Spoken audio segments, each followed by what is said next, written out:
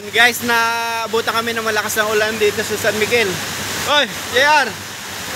Kamusta? Asan na ano mo? Kulandong mo? Yung malaki mo? Nakipagpalit. Nagdagdag sila. Nagdagdag. Wala. Pa naman. Hoy, sisilong dito yun. Sisilong ba sila? Sisilong? Doon na lang oh. Dito?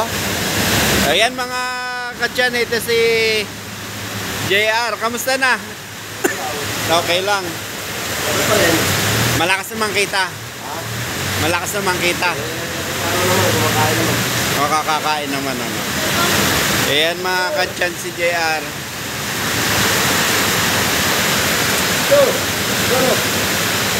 Dito sa ano sila yun?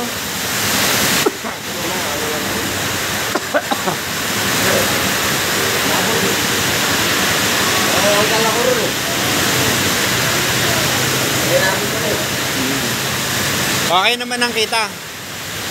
Dapat pala may tolda kang ganun, ano? Oo. Ano ba yan? Pamilya ba yan? May ano? Pamilya sila? Ayun mga kadyan, yung dating ano ni Juan, ni JR, yun o. Yan, yung kanyang bahay.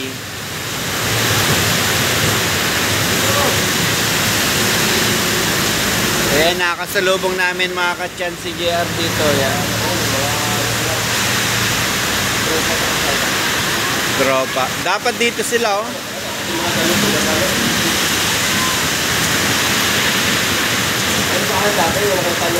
Oh, yan. Kasi kaya nakipagpalit ako. Kasi napangga ko gabi yan eh. Ito. Ayan o. Waras ka na. Kaya napangga ko gabi yan eh. May bubong din to. Kaya napangga kami rin sa may anong barangay yun.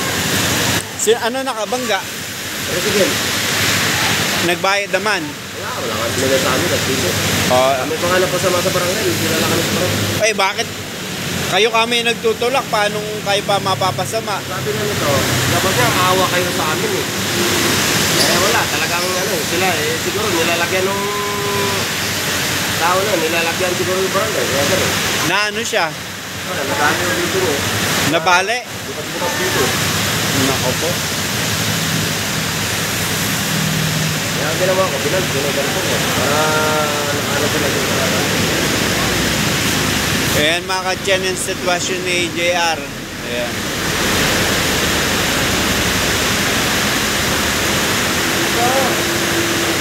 Pahinga muna tayo dito.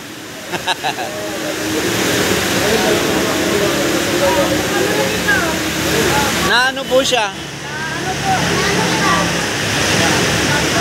Nabangga? Ayan yung nabangga na to. Tapos pinabarangay namin siya, di malaki ng peso, di malaki ng bigyan. Ano. Hindi rin nagbayad dyan sa kanya. Hindi po. Kaya po ng barangay eh. Na ano ito, makipag-away ang kapatid ay mga kapatid eh. Hindi naman yung ganyan kahapon sir eh, taga-pila. Namamaga po, no? Opo. Ayan mga kadyan na namamaga pa ni Kuya, oh. Ayan mga kadyan, lagi lang naman po sila dito sa ano, sa tabi kalsada dito. Ha? Dito sa San Miguel. O, sira na? Sira na? Nawala na yung gulong yung goma. Opo. Sira na? Sira na daw? Wala naman gulong. Wala naman gulong. Ano? Siyak po kasi nito. Gusto pumasok ng aso, ilagay mo kaya dito yung aso. Wala na po sir, gulong eh. Wala pa nakakabulong kampiling gulong eh. Ito lang, may kapatid dyan. Kahit gulong sana na gano'n, ano? Oo, kahit isa lang sir. Kasi may ano na yung dalawa pa yan sir. Sa amin po sir, ito lang sabi ko. Magpalit tayo po yan. Dahil ang sira. Para yung gulong nila maayos. Di ba Yung kasi may pandong ito may wala. Nasira din ang pandong.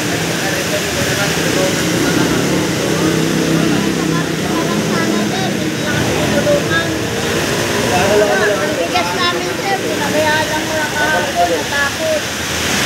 Sa kanila gulong to eh. Kaya gagawa ko ng mga ganyan para may palugurong.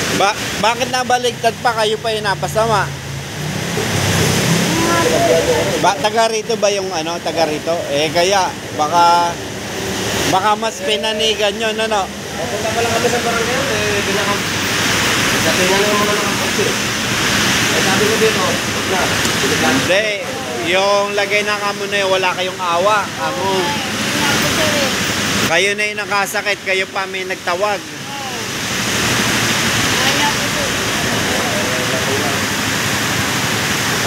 baka mamaya puro sabana pa kami. Baka mamaya kinakain pa kami dun sa sabana nun eh. Kaya nga, kayo na lang nagpasensya.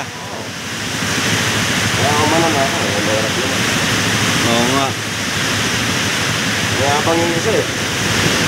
Hindi yata ng barangay, mga abang. Kaya giniginaw na yung kanilang tuta, oh. Oh, lalamig na. Hindi wala ba, masasasuot ka nila eh. Nakalapit ka lang eh.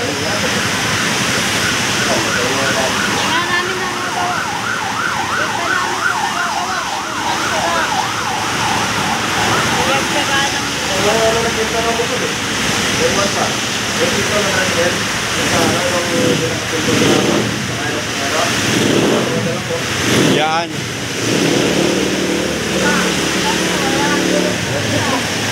Iniwan nila eh. Iniwan na. Stainless din, ano? Sabi ko, kunin mo ang number kaya na oras na nakita ko. Ay, kinuha nila na wala kami. Kung kami sa barangay, kinuha nila.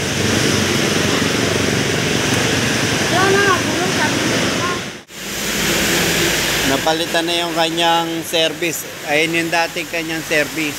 Ayan.